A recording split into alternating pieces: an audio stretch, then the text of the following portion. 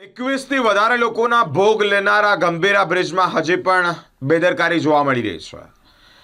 આ બ્રિજ ખુલ્લો મુકાતાની સાથે જ ત્યાંના જે સ્થાનિકો છે તેઓએ આક્ષેપ કર્યા છે કે પર્યાવરણ સાથે પણ ચેડા કરવામાં આવી રહ્યા છે, એટલે કે જે રોડ રસ્તાનો સમારકામનો જે કાટમાળ હોય તે નદીમાં ફેંકવામાં આવી રહ્યો છે તેવા ગંભીર આક્ષેપ સામે આવ્યા છે। વડોદરા આણંદને જોડતો આ બ્રિજ ગંભીરા બ્રિજ સમારકામ દરમિયાન ગંભીર બેદરકારી સામે આવી છે। રિપેરિંગ દરમિયાન નીકળતો ડામર અને બાંધકામનો કાટમાળ નિયમ મુજબ નિકાલ કરવાના બદલે સીધો મહીસાગર નદીમાં ફેંકવામાં આવી રહ્યો છે। 21 લોકોના જીવ ગયા છે દુર્ઘટનામાં।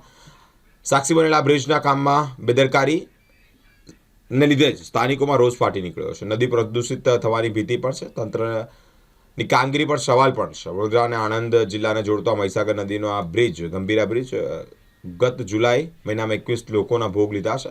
બ્રિજના સમારકામ દરમિયાન હવે ફરી એક ચોંકાવનારી બેદરકારી સામે આવી છે। નમસ્કાર, હકની વાત ટીમ તરફથી તમે આ વિડીયોના માધ્યમથી તંત્રને એક મેસેજ પહોંચાડવાનું કામ કરીએ છીએ કે તમે પહેલાંનો મેસેજને તો ધ્યાનમાં ના લીધો અને 21 લોકોના ગંભીરા બ્રિજ પર તમે જીવ લીધો છે।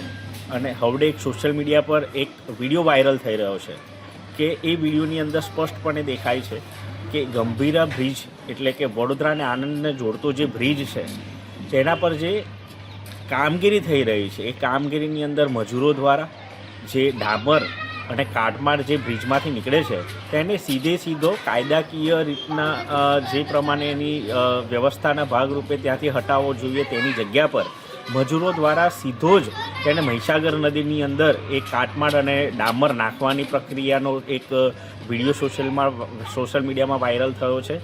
સાથે જ તંત્રને આપણે કહેવા માગીએ છીએ કે તમે વહેલી તકે આ બ્રિજની બનાવવાની જે ઉતાવળ છે એ ઉતાવળના ભાગરૂપે જો આવી નિષ્કાળજીના પરિણામોનો વિડીયો વાયરલ થાય છે એટલે તમારી જે તંત્રની જે કામગીરી છે તેના પર સવાલો ઊભા થાય છે અને પર્યાવરણને નુકસાન પહોંચાડવાનું કામ આ તંત્રની ઘોર બેદરકારીના લીધે આવા મજૂરો કરી રહ્યા છે। ત્યાં કોઈ સુપરવાઇઝર હોતો નથી અને એ જે કાટમાળ અને જે ડામર નીકળે છે તેને વ્યવસ્થાના ભાગરૂપે ત્યાંથી સચોટ અને કેવી રીતના કાઢવો તેની જવાબદારી જે તે કોન્ટ્રાક્ટરની હોય છે, જે તે તંત્રની હોય છે। એ તમામ તંત્ર આ બાબતનું ધ્યાન લેતું નથી, એ સ્પષ્ટપણે આ વિડીયોમાં દેખાઈ રહ્યું છે। માટે 21 લોકોના જ્યારે ગત જુલાઈ મહિનાની અંદર જ્યારે ભોગ લેવાયા હોય તંત્રના પાપે, ત્યારે તંત્ર ક્યારે જાગશે, ક્યારે તંત્ર નિષ્ઠાથી કામ કરશે, ક્યારે તંત્ર પોતાની કામગીરી કાયદા મુજબ કરશે। તમામ વાતોનું આ વિડીયોના માધ્યમથી આપણે જોઈએ છે કે તમામ બાબતોને નેવે મૂકીને તંત્રનું જે સફાળું જે છે ને એ હજુ પર ઘોર નિંદ્રામાં છે। માટે પર્યાવરણને નુકસાન ના થાય, સીધો જે કાટમાળ નદીમાં ફેંકવામાં આવે છે, તમે 21 લોકોના તો ભોગ લીધા પણ મહીસાગર નદીની અંદર પણ જેટલા પણ જળજીવો જે રહે છે તેને નુકસાન ના પહોંચે તેની પણ જવાબદારી તંત્રની હોય છે। પણ તંત્ર માત્ર ને માત્ર તાઇફા દેખાડવાનું કામ કરે છે। તમને વહેલી તકે પુલ તો બનાવવો છે પણ સાથે સાથે તેની જે પ્રમાણેની કામગીરી છે એ સારી રીતના થાય, સચોટ રીતના થાય અને કોઈને નુકસાન ના પહોંચે તેવી રીતના થાય તેવી આપણી માંગ છે।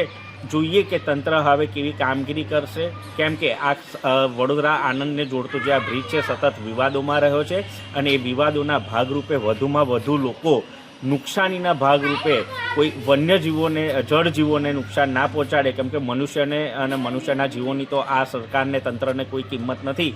એટલે આશા રાખીએ છીએ કે જળજીવોને નુકસાન પહોંચાડવાનું બંધ કરી તંત્ર વહેલી તકે એના પર એક્શનથી કામગીરી કરે।